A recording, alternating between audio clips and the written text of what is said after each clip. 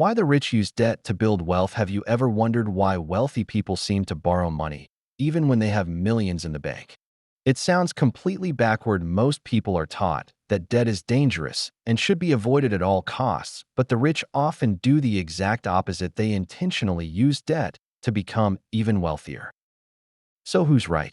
By the end of this video, you'll understand why debt can either make you poor or make you rich, and the difference has nothing to do with how much money you earn. Let's get into it. When most people hear the word debt, they think about credit card balances, payday loans, or borrowing money to buy things that lose value over time. Imagine taking out a loan to buy the latest smartphone or financing an expensive vacation.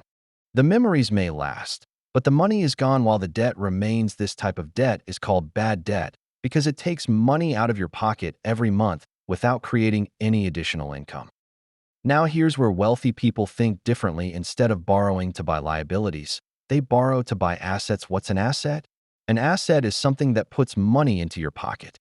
It could be a rental property, a business, stocks that pay dividends, or equipment that helps a company generate more profit. Here's a simple example. Let's say an investor borrows $100,000 to buy a rental property.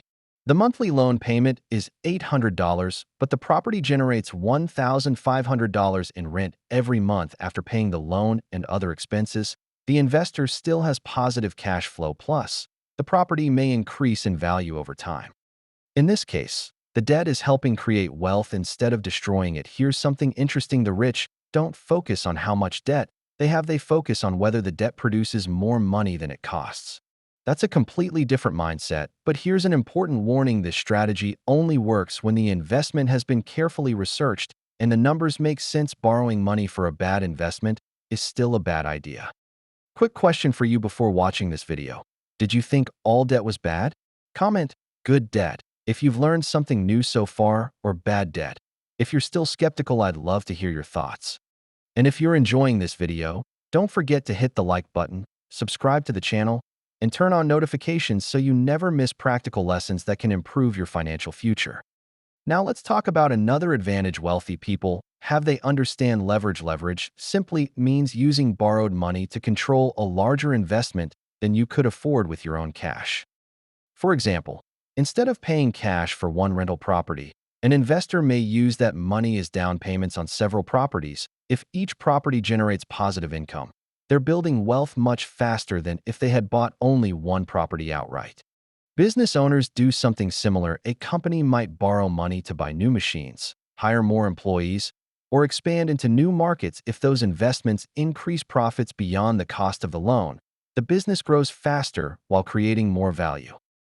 This is why debt is often called a financial tool. Just like a hammer can build a house or break a window, debt can build wealth or create financial disaster depending on how it's used.